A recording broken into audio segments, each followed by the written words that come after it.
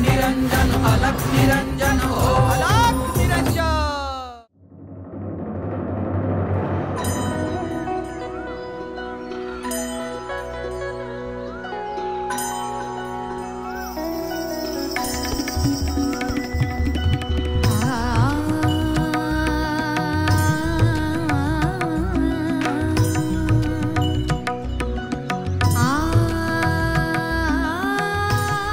तुझ्या मनाप्रमाणे सोहळा झाला ना मैनावती? हो झाला, परंतु अजून पूर्ण व्हायचा आहे। नक्षत्रांचा अंतरपाठ आहे आपल्यामध्ये आणि संपूर्ण सृष्टी मंगलाष्टका म्हणते असं वाटतंय मला। सूर्यास्त होईल आता, त्यानंतर मी तुम्हाला अशा जागी घेऊन जाणार आहे जिथे केवळ आपण दोघेच असू।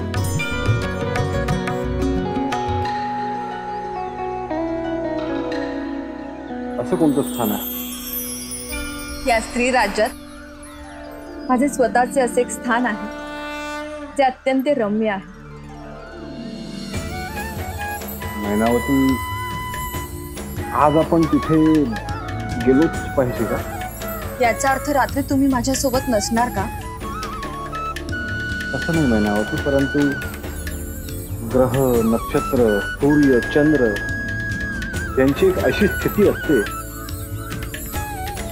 जिथे ज्यावेळी सूक्ष्म आणि दिव्य शक्तींचा संवाद होत असतो। आज रात्र नाही, आजचा दिवसही आपला आहे आणि रात्रही आपली आहे। इथे जाताना सगळ्या गोष्टी सोडून द्यायच्या। तिथे केवळ मैनावतींचे मच्छिंद्रनाथ असे तुमचे रूप असायला हवे। तिथे पूर्ण एकांत आहे, तिथे कोणीही येऊ शकणार नाही आणि आज तो माझा अधिकारही आहे। मला तुला दुखवायचं नाही मैनावती, आज तुझ्या इच्छेचा मी मान ठेवतो। तो बघा, सूर्य हळूहळू अस्ताला चालला आहे। रात्र झाली आणि आकाशात चांदण्या आल्या की निघूयात आपण।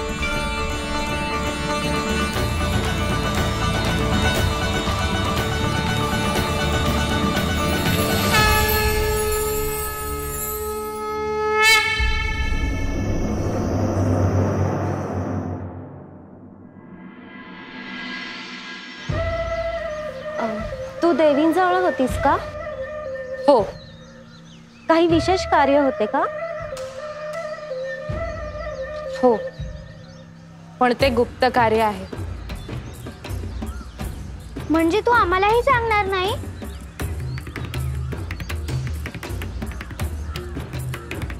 गुप्त कार्याचा अर्थ काय होतो? म्हणजे ते कोणालाही सांगायचे नाही। तुम्ही माझ्या सखी असल्या तरी। देवीने आम्हाला सोडून तुला सांगितलं याचा अर्थ काहीतरी विशेष कार्यच असेल ना? हो, विशेषच आहे। आज राजवाड्यामध्ये त्यांच्या शयन कक्षात फुलांची सजावट करायची आहे का? नाही, त्याची आवश्यकता नाही। हे असं कसं बोलतेस तू? दुर्गा, तू जरा बाजूला जा बघू, आम्हाला बोलायचंय। तुम्ही मला पाठवत का आहात? बाळा दुर्गा, आम्ही महत्वाचं बोलतोय ना, तू जा। मला हे आवडलं नाही।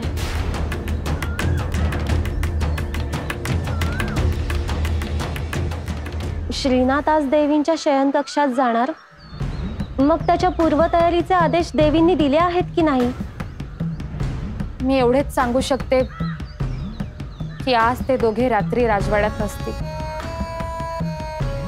राजवाड्यात नाही? मग कुठे जाणार आहे?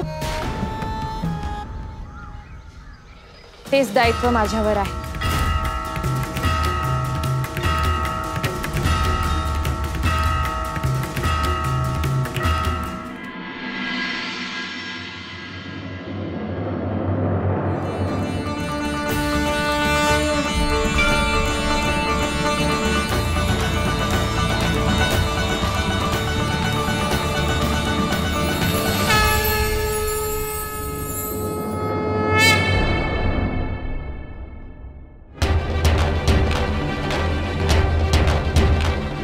मच्छिंद्र, साक्षात नारायणाचे तू प्रतिरूप आहेस. याचं स्मरण ठेव. तुला मैनावती सोबत राहावं लागेल. तुला तिच्याशी संग करावा लागेल आणि तिची इच्छा पूर्ण करावी लागेल. आजवर तू शिवत्वाची साधना केली आहे, परंतु आता तुला शक्तीची उपासना करायची आहे. शक्तीचे रूपही स्त्रीचेच आहे आणि सगळ्यात महत्त्वाचं म्हणजे मैनावती सुद्धा एक साधक आहे. तिला मोक्षापर्यंत घेऊन जाण्याचे कार्य तुझे आहे. यानंतरही अनेक अवघड प्रसंग येतील, परंतु तुझ्या आज जे अधिष्ठान आहे ते तसेच ठेव.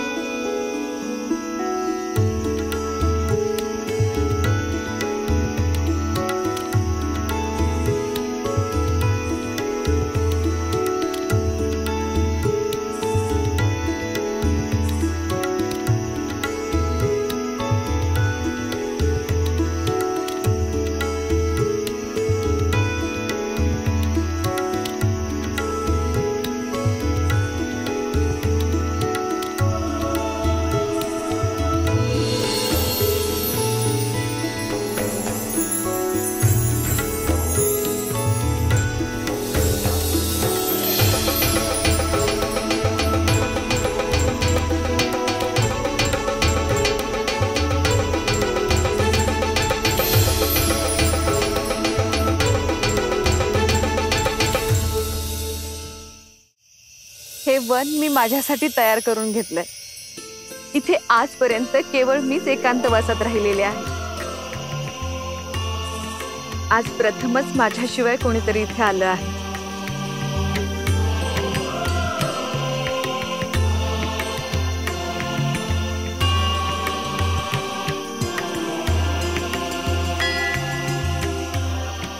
मैनावती, आज आपण राजवाड्यात नाही आहोत हे तू उत्तम केलंस. तुम्हाला काय आवडतं हे आता मला कळायला लागलंय. मला वनात राहायलाच अधिक आवडतं. आजवर मी वनातच भ्रमण केलेलं आहे. रात्री काळोखातही एक वेगळं चैतन्य सळसळत असतं.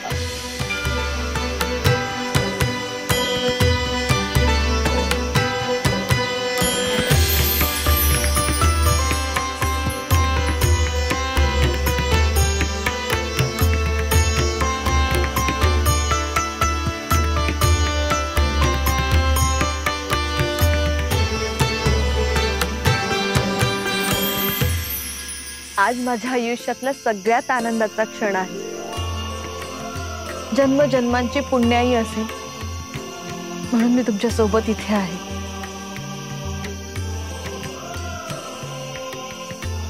मी स्वप्न पाहिले होतं.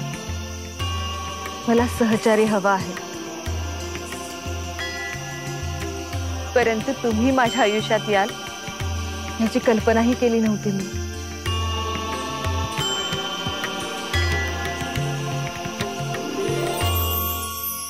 दूरचा कुठला तरी ऋणानुबंध आहे मैनावती. त्याशिवाय आपण एकमेकांना भेटलो नाही.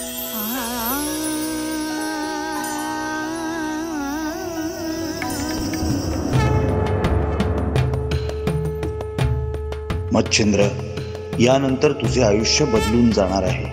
शिवा शिवाय शक्ती आणि शक्ती शिवाय शिव अपूर्ण असल्याचे तुला अनुभवातून समजणार आहे.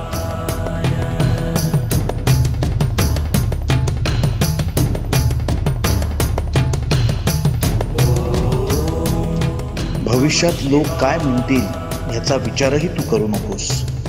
तुला जी अनुभूती मिळेल ती नंतर साधकांसाठी शब्दबद्ध करशील.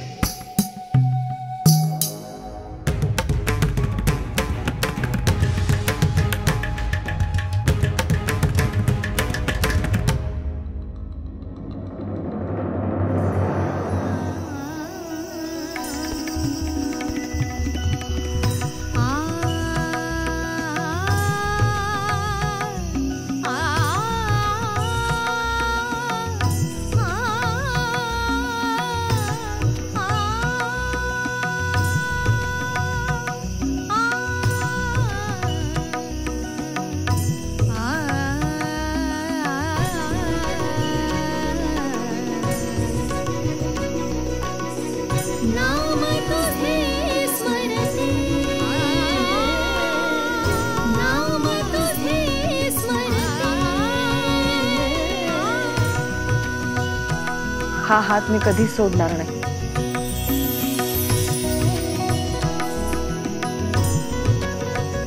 या स्त्री राज्यात आपण सुखाने राहूया.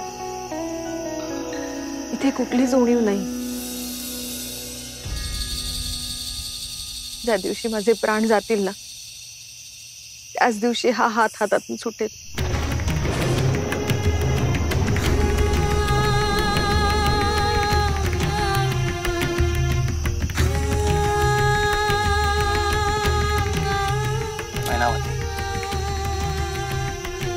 आज प्राण जाण्याच्या गोष्टी कशा? मी आनंदाने सांगते.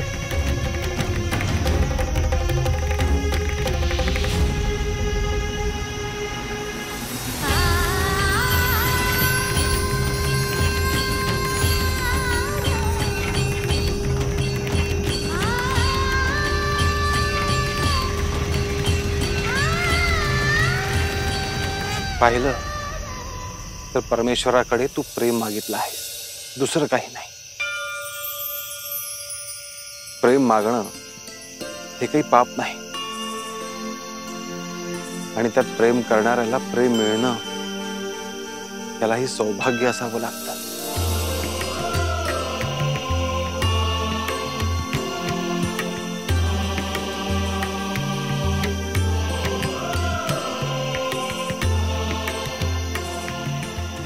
आणि माझं सौभाग्य आहे माझं प्रेम मला मिळालं.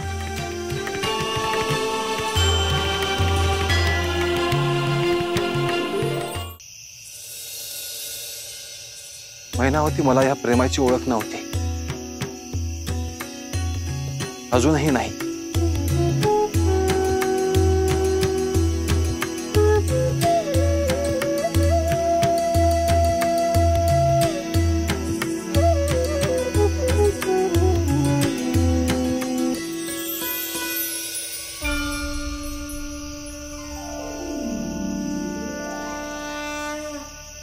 मी आहे ना.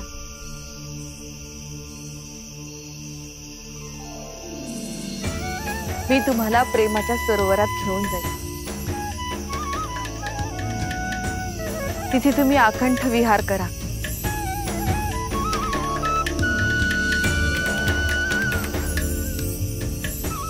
आता कसलाही विचार करू नका. मैनावती, मीही आज इथे आहे केवळ तुझ्यामुळे.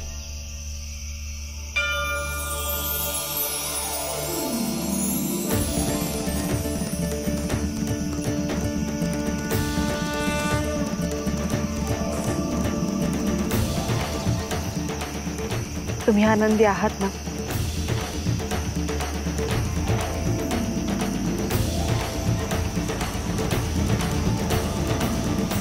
होय.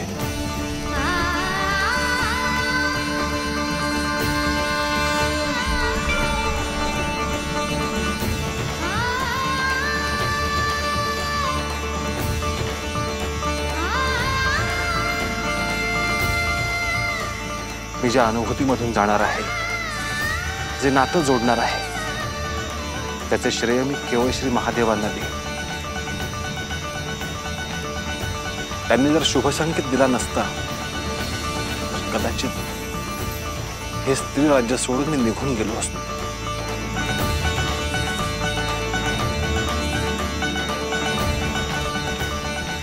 मी तुम्हाला आश्वासन देते, ह्या नात्यात तुम्हाला केवळ आनंदच मिळेल.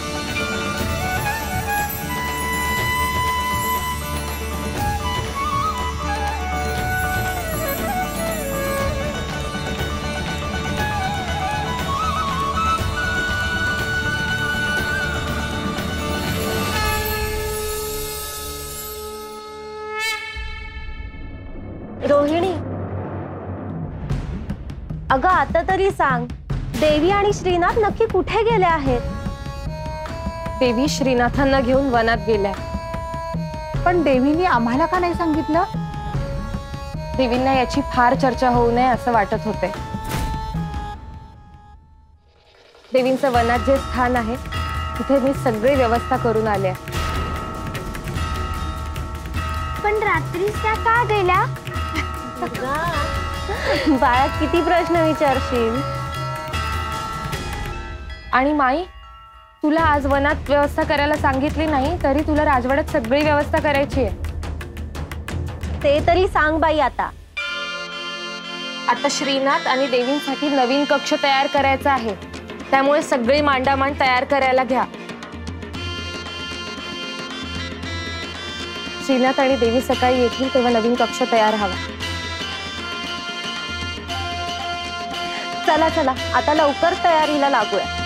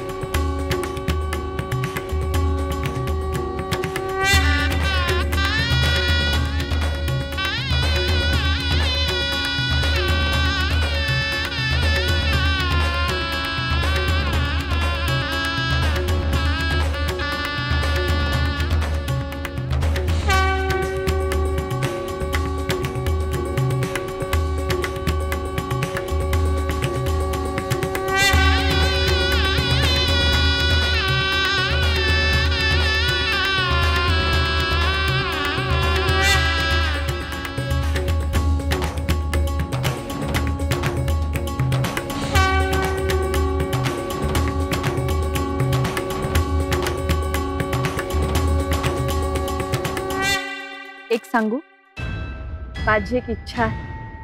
काय? परंतु त्याआधी स्त्री राज्यातले एक गुप्त रहस्य मला तुम्हाला सांगायचे आहे.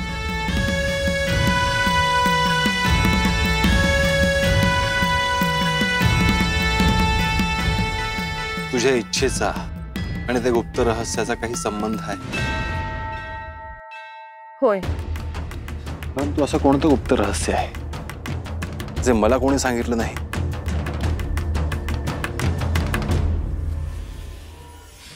ह्या स्त्री राज्यात वंश वाढावा म्हणून काही स्त्रियांच्या बाबतीत प्रयत्न करण्यात आले.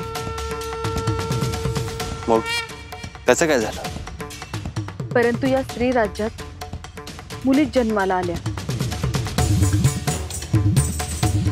आपल्या राजवाड्यात दुर्गा आहे ना, तीही यातूनच झालेली मुलगी आहे.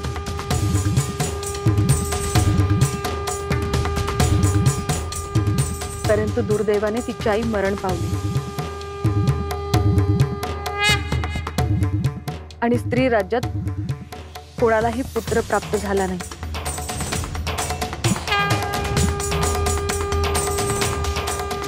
म्हणजे या स्त्री राज्यामध्ये पुरुष जन्माला आला नाही तर? होय. आणि तुला पुत्ररत्न हवा आहे.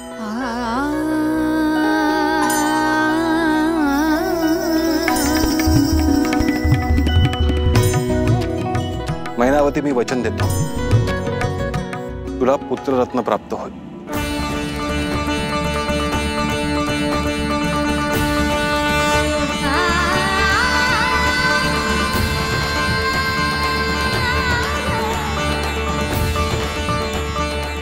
त्याचं नाव मीननाथ असेल.